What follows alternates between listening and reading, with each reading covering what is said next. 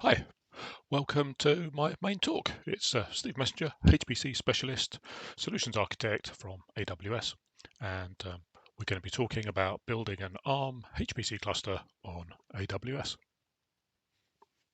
This is our agenda for the next few minutes. We'll take a look at the EC2 instances, we'll talk about which types there are and what kind of applications those types are good for. We'll have a quick look at storage and networking, Fsx for Lustre, and of course the Efa networking.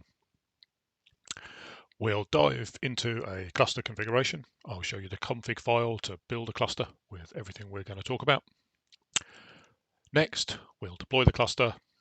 Once the cluster's installed, we'll install SPAC on the cluster, and we'll configure SPAC to use the Amazon OpenMPI. Once that's all in place, we'll compile a test app, and we'll check that test app works properly on the cluster. And then finally, we'll connect up with DCV to get that remote desktop type session in, which makes life much easier if you're debugging or you want to look at your results from your simulations. Let's start our quick dive into technology by looking at the AWS Graviton 2 based instances. We'll start from the left, the M6G instance, great for general purpose workloads, a sort of nice balance of memory and CPU power. The T6G are burstable workloads. We don't see these used very much in HPC. Much more common choice is the C6G. They're for compute-intensive workloads, so more compute relative to the amount of memory. R6G are for memory-intensive workloads, so more memory than the C or the M series machines.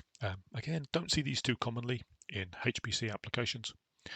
And then the fifth one, this is probably our focus for HPC. This is the C6GN, compute-oriented instance, and it has the fast networking.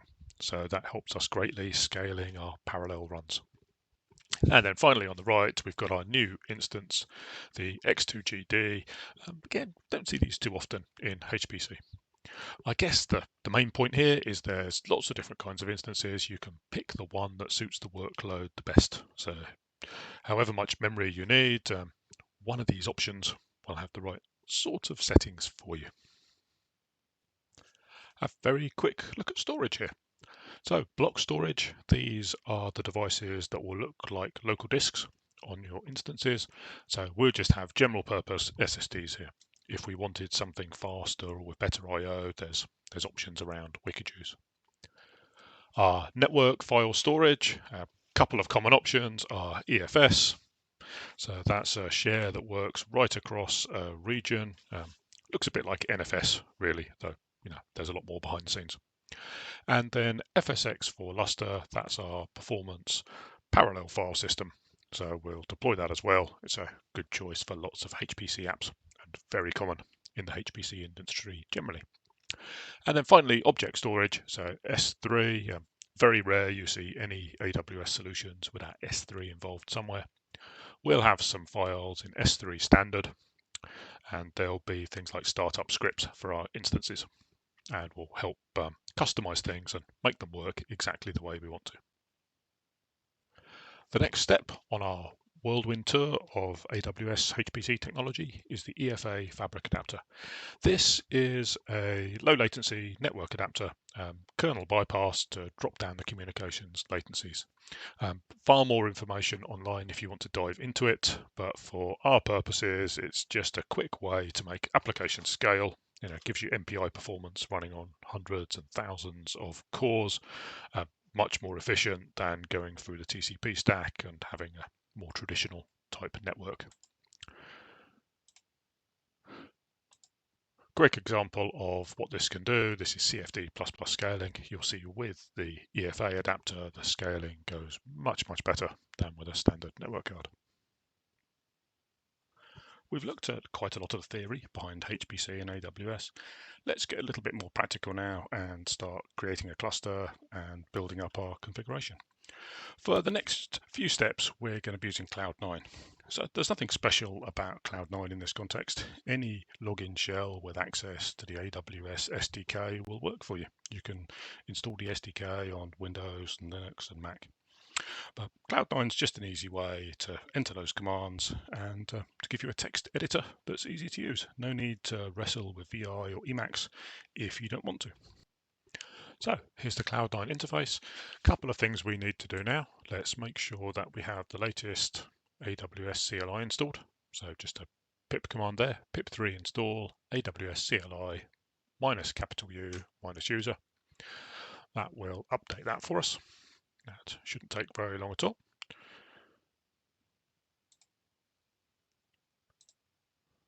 Perfect. And as soon as that's finished,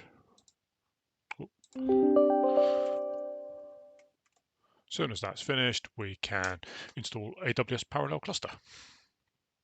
So again, runs in a few seconds. We have ParallelCluster installed now, so now let's start setting up our config and starting to build our cluster up. So first thing we need to do is to create an SSH key pair.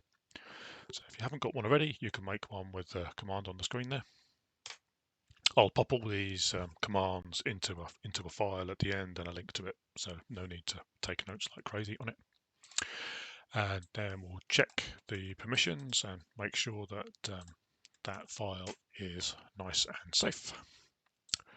We'll set a few environment variables up and we'll capture these. That will grab our subnet ID, our VPC ID, and our region from our current login. That will save us trying to figure them out and enter those in a config file in a little while. And the next thing we need to do is make a subdirectory for ParallelCluster. That's where it keeps all its config by default. So there we go.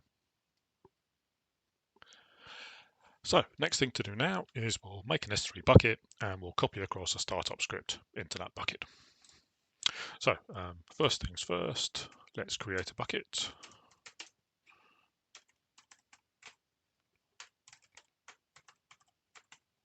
Just a random number on the end, the name doesn't really matter. And we need S3 in front of the name, just like that. So that will create a bucket for us. I have a startup script here somewhere. There we go. So just making a folder, nothing elaborate, just to show you how the technology works here. And now we'll copy that file across into the bucket.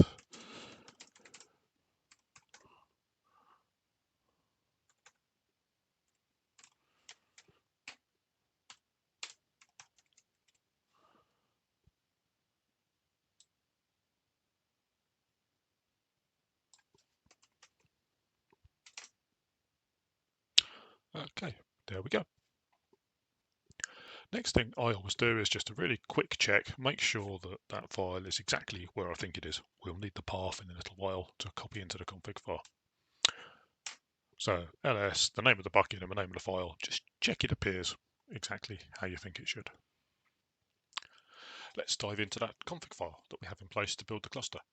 So running through it very, very quickly, at the top here you can see we have a AWS region name. This is where that cluster is going to be deployed, so EU West 1 or Ireland.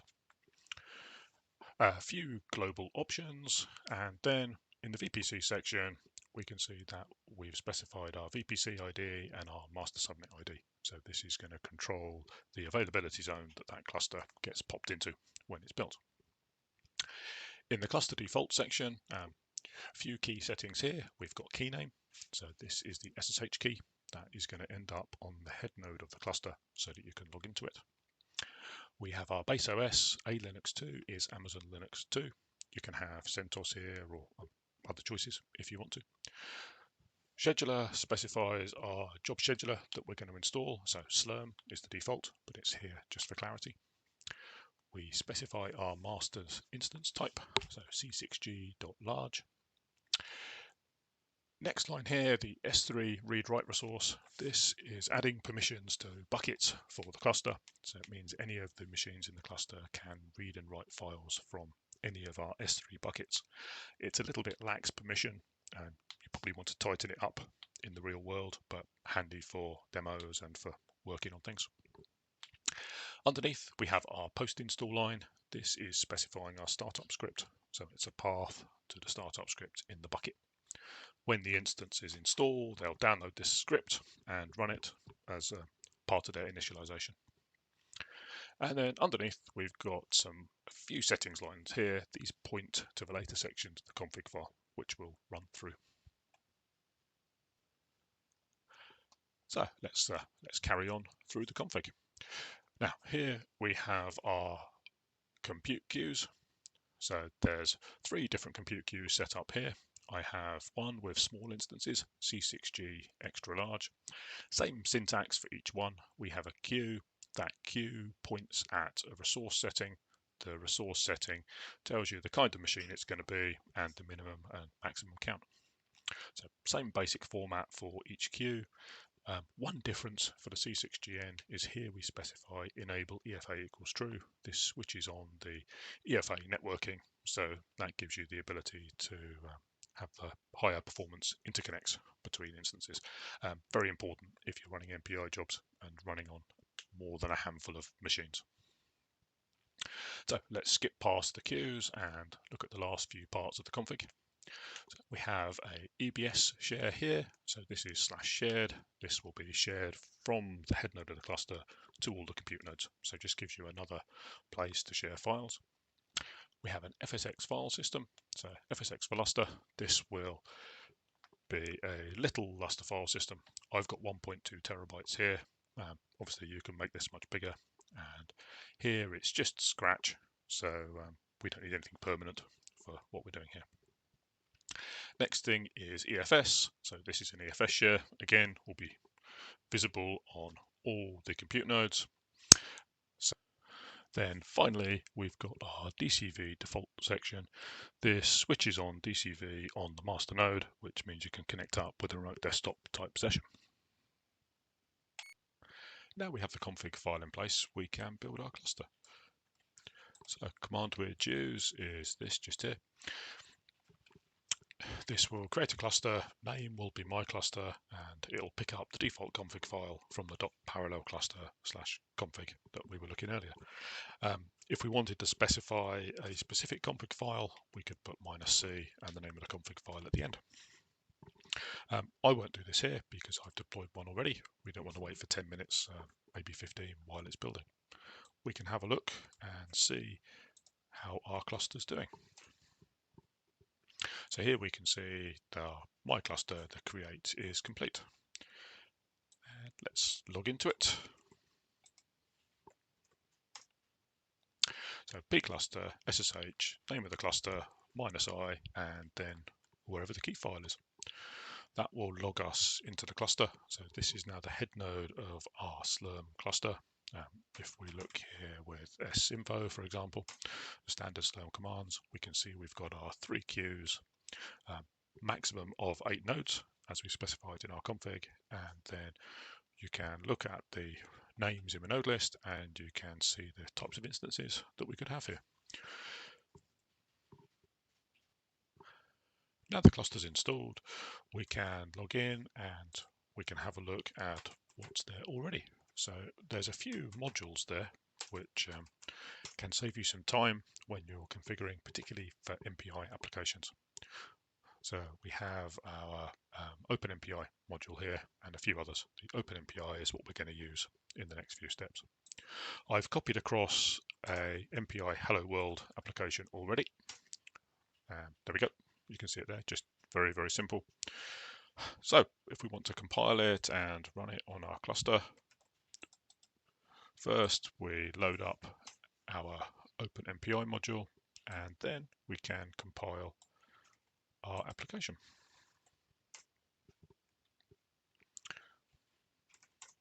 So if we look now, we can see the app is sat there ready to run.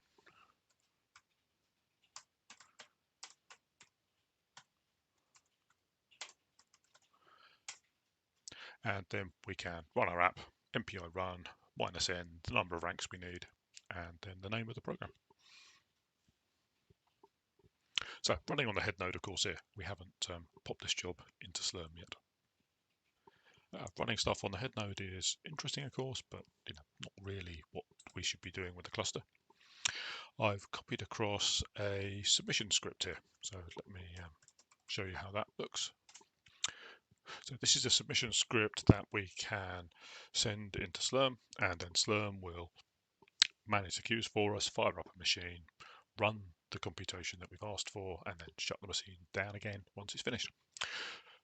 So here you can see that we have some S batch lines at the top. So these are giving our job a name.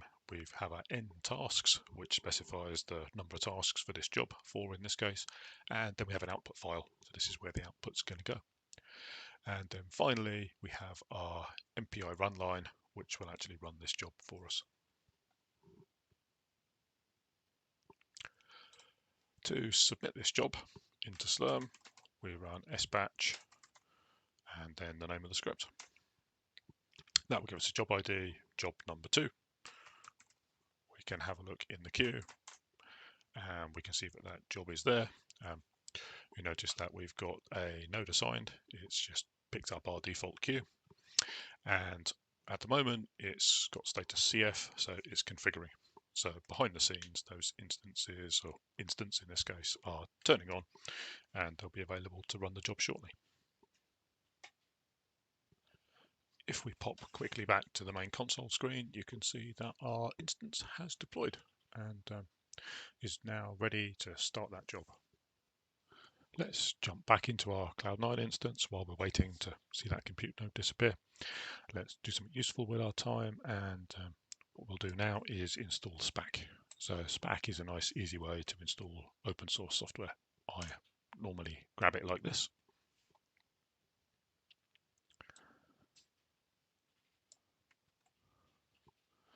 It's pretty quick to install usually. There we go. And then we will add the SPAC setup into our source script. And because we don't want to log out and back in, let's just source this manually.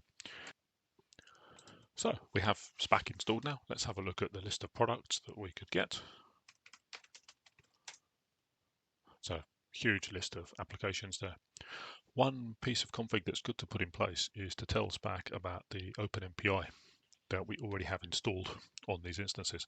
So there's a lot of ways to build OpenMPI, and the ParallelCluster team have sorted it out already on the AWS instances. So most of the SPAC configuration lives in a .SPAC file, and there's a file called packages.yaml where we can tell SPAC about things that we have on board already. So there's a setting in here. This tells SPAC that we've already got OpenMPI 4.1.0. It was built with GCC 7.3.1 and it suits our Linux Amazon 2 Graviton system, which is what we're using now. And then the prefix at the bottom, this tells SPAC where it can find those OpenMPI programs. We've built something simple with SPAC now. Let's have a look and see what we have installed. So just the OpenMPI that we've linked in, that was already on the system, and zlib, the package we installed. So now what we can do is we can build something a bit more complicated. Just for the sake of argument, I'm going to build the OSU micro benchmarks. So it looks like that. So SPAC install, the name of the package, OSU micro benchmarks, and then the little pointy up arrow and OpenMPI is saying that I want my SPAC install to use the OpenMPI package that we've already got. So there we go. It takes a few seconds to build, and now we have those executables in place. If we want to put everything into the path and set up the libraries, then we can do SPAC load and the name of the package. We go, and then if we have a look, we can see all those programs are in the path now, so we could run them. As I said, be a bit careful with benchmarks. They're handy for a quick test, but much better to run a realistic test with some actual programs and actual data. Just an example for this talk. So a few minutes after our job finished, jumping back in and having a look now, we can see that all we've got here is our master and our compute node. I've got it filtered on the ARM architecture to get rid of the Cloud9 instance that we're not interested in. Here you can see our compute has been terminated, and we've just the master left, exactly as we'd expect. The final thing I wanted to show in this talk was how to fire up the desktop environment, so DCV. So to do that, log back into the Cloud9 instance, or log out of the head node of the cluster. On the Cloud9 instance, or wherever you're running your commands from, pcluster DCV connect, the name of your cluster, and then -k, and then wherever your key is. So that will pop up a URL for you. If you cut and paste that URL and put it into a Chrome or a Firefox or your favorite browser, it will open up a desktop environment. So when we open that link, this is what we'll get to. A desktop session onto the head node of the cluster. We can go in here and we can open up applications just the same as if we were using that machine locally. So we're connected up through the web browser here. There's clients that will work on iOS and Windows and Mac and all sorts of other permutations. I hope that was interesting. I mentioned at the beginning there'd be some links at the end, so that there was no need to take notes like crazy as we went through. Here are these links. So starting off as a general introduction to HPC and AWS at that first link there, aws.amazon.com/HPC. There's a more detailed look at the Graviton 2 or ARM instances. That's aws.amazon.com/EC2/Graviton. Most of the examples that we've seen in the last 10-20 minutes or so have come from the hpcworkshops.com website. So if you're looking for any of the commands I ran before, you'll find almost everything at that website there. Look in particular at the second and the third workshops. SPAC, there's a lot more details about SPAC at spac.readthedocs.io. DCV can be found at aws.amazon.com/hpc/DCV. If you're interested in a much deeper dive into performance and the ARM systems, then I can recommend a talk by Srinath, also part of this workshop, where he goes into a lot more detail about performance profiling. Looks like a great talk. Any further questions, my email is there on the screen, messstuff@amazon.com. So thank you very much for your time, and hope you found it interesting. Enjoy the rest of the workshop.